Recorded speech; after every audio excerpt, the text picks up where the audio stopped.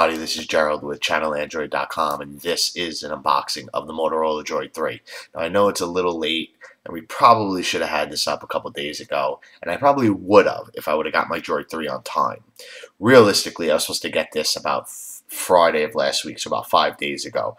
This is Verizon's fourth attempt at trying to ship me this phone, and I finally received it. So I won't go boring you guys with what happened and all the details. Let's just say that they screwed up 3 times. But here it is. So let's get into it. As you can see, I have the box I just received, literally just received it from FedEx a couple minutes ago. So let's dive in and see what's inside of here.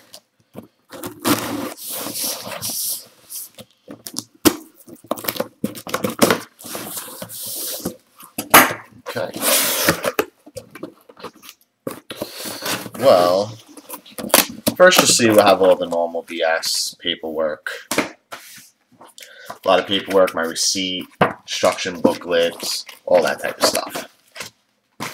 Second of all, it seems like as a sorry for taking so long to get me the phone, they sent me a free universal case, which is probably not going to be used for anything, but I guess it's the thought that counts. I don't know. And finally, here is the Droid 3. So let's get this baby. Let's get this box out of the way. And let's take a look at this. First of all, kind of a plain box. I expected a little bit more, especially since Verizon has been going so crazy with their boxing.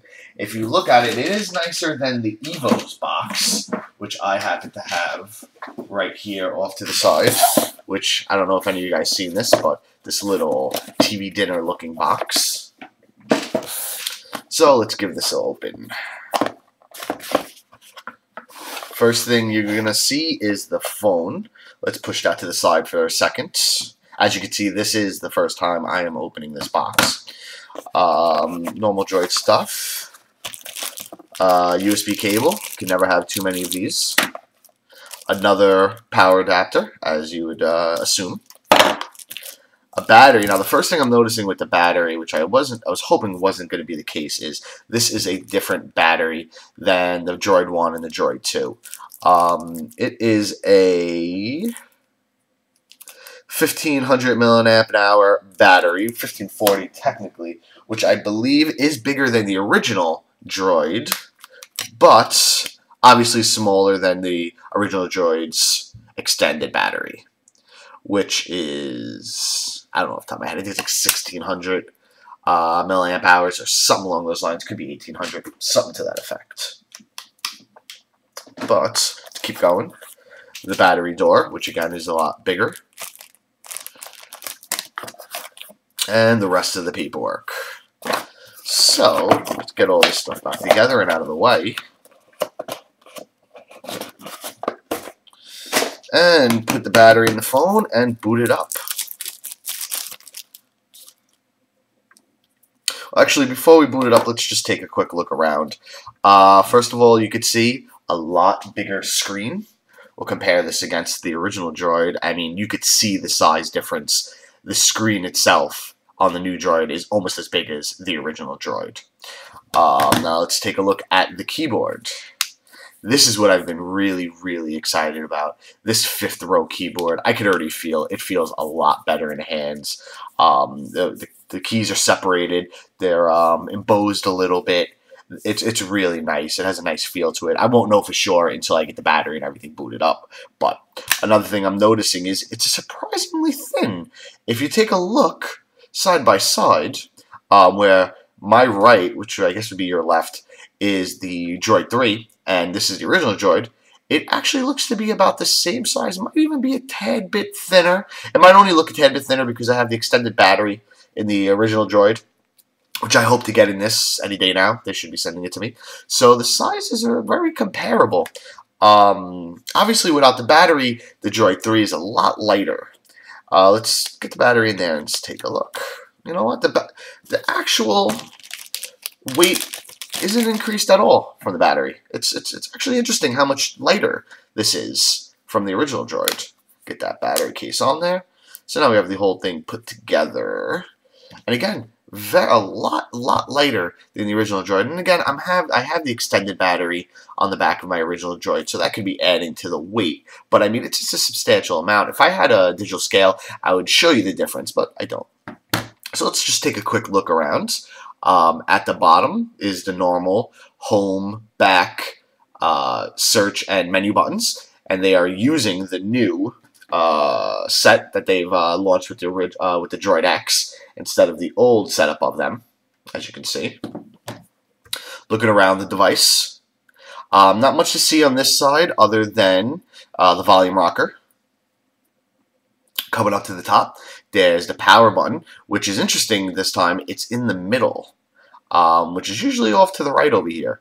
But instead, off to the right over here is the headphone jack. Coming around the other side, not much to see here other than you have your mini HDMI port, micro HDMI port. Definitely don't want to make that mistake when buying the cable. And then you also have the micro USB ports.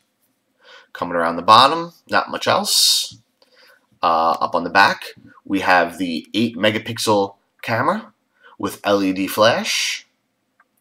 And that's about it.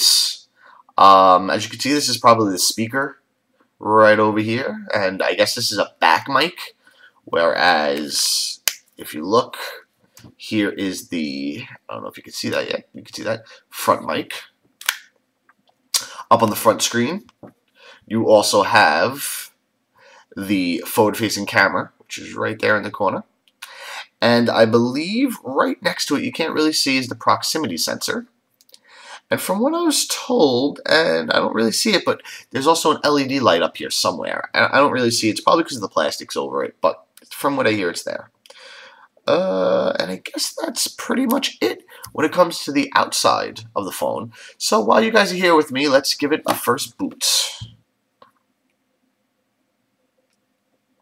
And from what I've heard, this actually boots a lot quicker than the original Droid or the Droid 2 does. So I guess we're going to have to take a look at that.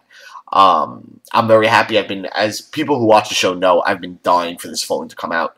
And I'm very happy it is. It has a nice 4-inch screen, 5-row keyboard, as we mentioned already, that feels a lot better. The device hasn't been rooted yet, and it does have a locked bootloader. But I'm sure that we will get around that pretty quickly. And there we go. We're already booted up. So I just wanted to give you guys a quick unboxing of the Motorola Droid 3. Once I get a little hands-on time with this, I will do another phone, just an overview of the new Moto Blur, which I guess it's not really called the Moto Blur anymore. It is, I don't think Motorola even has a name for it. And luckily, it's not all the same stuff that was last time. It's a lot more lightweight from what I hear, so I'm very happy, interested to dive into it. So just to give you guys another example, here is the Droid 3 next to the original Droid. You can see a pretty big size difference. And just for a better comparison, here is the Droid 3 next to the Evo 4G, which you can see the Evo 4G screen obviously is a bit bigger. The Evo 4G has a 4.3-inch screen, whereas the Droid has only a 4-inch screen. And the actual unit size is bigger on the Evo, but you can see the Evo is a lot slimmer than the Droid is, and that's mostly because of the keyboard. You take the keyboard out of here, and you have a very slim device. So that's it for now. And I'll see you guys later.